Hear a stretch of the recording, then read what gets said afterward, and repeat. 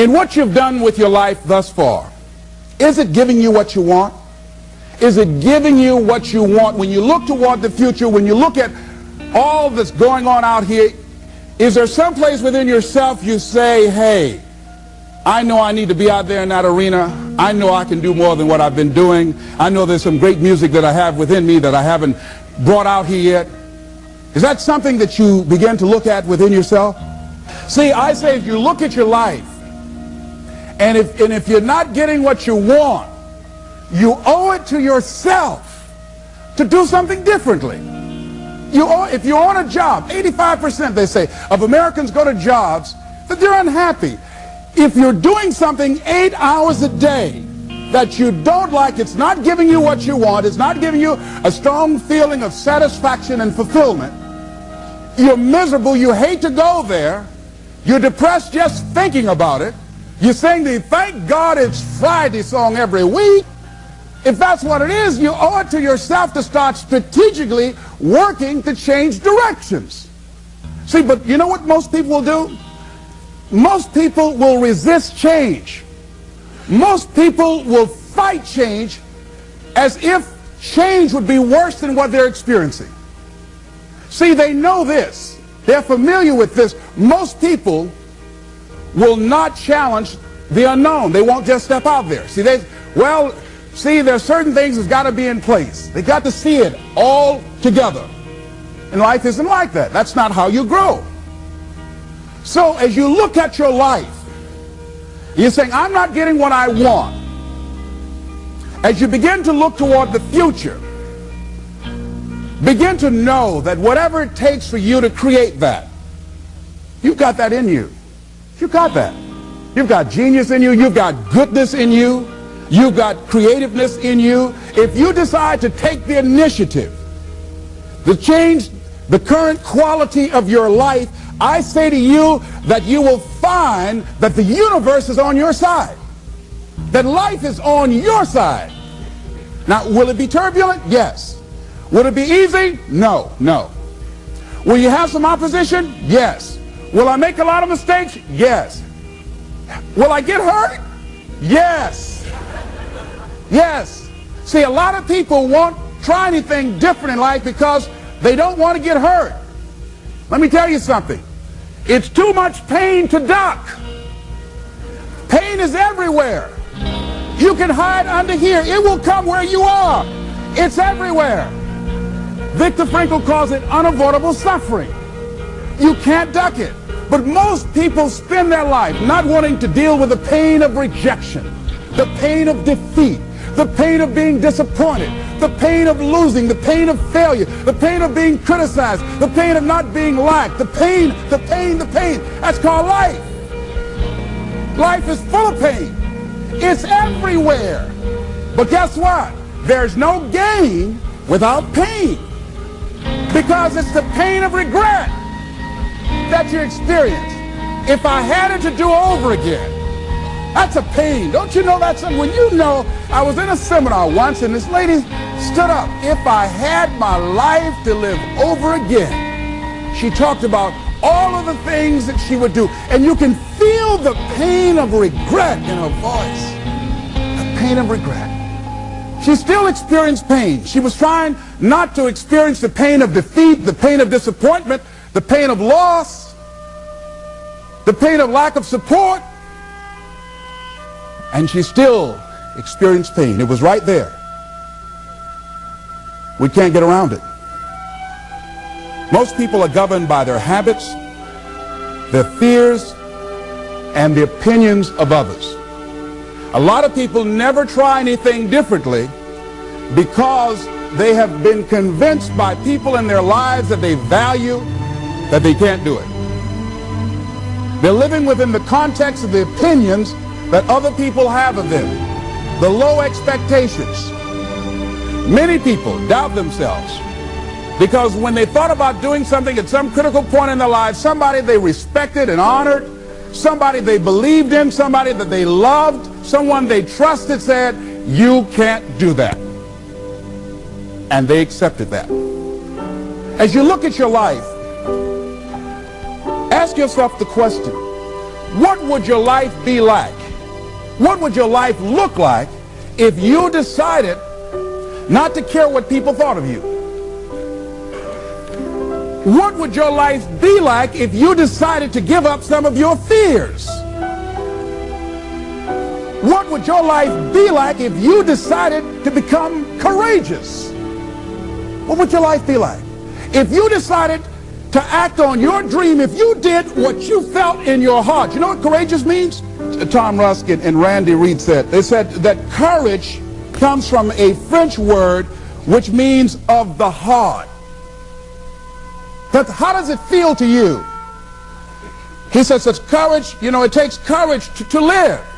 Says most people go through life not allowing themselves to step out because they don't want to let go. They don't want to be blown around. They don't want to be moved. The courage to face life's whirling wind of contradictions. The courage to love yourself. The courage to love. For years, I was afraid to love. The courage to take a chance. The courage to be who you are. He says courage isn't for somebody else, for medals, applause, or moral debts. Courage is what at that moment feels most right for you. Not just situational ethics, but what feels right in your heart, the word of the heart, what feels right in your heart. One great philosopher says, cowards die many times before their deaths. The valiant never taste of death but once. What does that mean? That valiant people aren't afraid? No, no, no. It means that they experience that fear and they move forward. They move forward anyhow. Many people are dead now. Many people are allowing their dreams to die. Many people are allowing the ideas to lie dormant and collect dust. Many people have all this talent and ability that they are allowing to be buried inside of them, that they will take with them to their graves because they didn't have the courage to be who they are. And I say, as you begin to look toward the future and manifesting your greatness, it's going to take everything in you, that your life deserves the concentrated effort to begin to look at how is it that I can express more of me? How is it that I can bring my ideas out here now? How is it? And start living with a sense of urgency, because you're here today, you're gone today. Life is unpredictable. It's uncertain. There are no guarantees. No guarantees out here at all. So holding back, what are you waiting on? Ask yourself, what's the benefit of your waiting? What's the benefit of your not living your dream? What's the benefit of not listening to yourself? Oh, please, listen to yourself. You know the feelings. If you start listening to the feelings in your heart, and I'm doing it now more every day, I find that my feelings, I can trust them. And I say to you that as you look toward the future, you look at life on a daily basis, if there's something that you have been given, if you've heard something within yourself that you know that what you're doing now doesn't fit for you, it doesn't work for you, it's not giving you what you want, and there's something else that you want to do, don't allow that inner doubt in you to talk you out of it, to build a case on why you can't have it, to tell you why you're not good enough. You ignore that inner voice and all of the external voices. Don't judge the possibilities for what you can do based upon the circumstances, because the circumstances won't determine who you are. Don't determine what you're able to do based upon your resources. Don't determine what's possible for you based upon where your life is right now. Where your life is right now is not you. That's just what it is right now.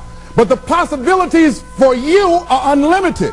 If you're in a rebuilding process, it's unlimited. If you're coming back from adversity and devastation, it's unlimited of what you can do. That's the capacity of human beings. It doesn't matter how many mistakes you've made. It doesn't matter how many flops you've had. It doesn't matter how much money you've lost. In fact, I see it only as an investment of what you learn from life. Not losses, but investments of what's possible for you. And I say to you that once you start listening to yourself, and as you begin to act on your dream, as you start just trying to find your way, doing what you can with what you have, you will start seeing things opening up for you. You'll start attracting people. You say, where'd they come from? things will start coming together, clicking for you. You say, whoa, you start brainstorming. Ideas will come out of nowhere as you focus on it. The key to it is to begin to focus on what it is you want to do. Why, Les? Why is that important? Because as you focus on that which you want to do, that which we focus on, that which we give our energy to, it will begin to multiply. It will begin to expand. It will begin to develop your consciousness. And out of that comes your greatness. Out of that comes a commitment. Out of that comes a passion for life. Out of that comes a special power that you have in you that you haven't even called on yet. See, the powers that we have will never reveal themselves if we don't challenge them, if we don't put ourselves in a position where we have to use them.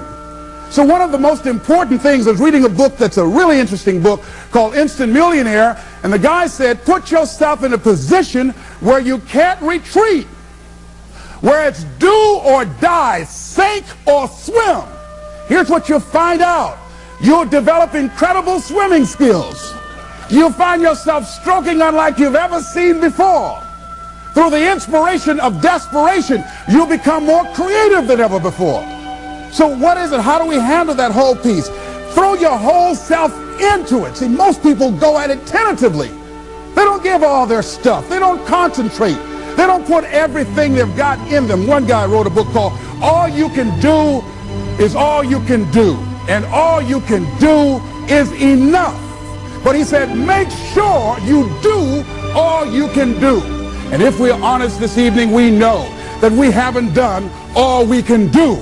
So as we look at the future, we can decide that from this day forward, as I look at my personal relationships, if I look at my professional relationships, if I look at my family relationships, as I look at all the dimensions of my life, looking at myself mentally, emotionally, and spiritually, I'm going to do all I can do to develop me, to bring my talent out here, to make a contribution to life.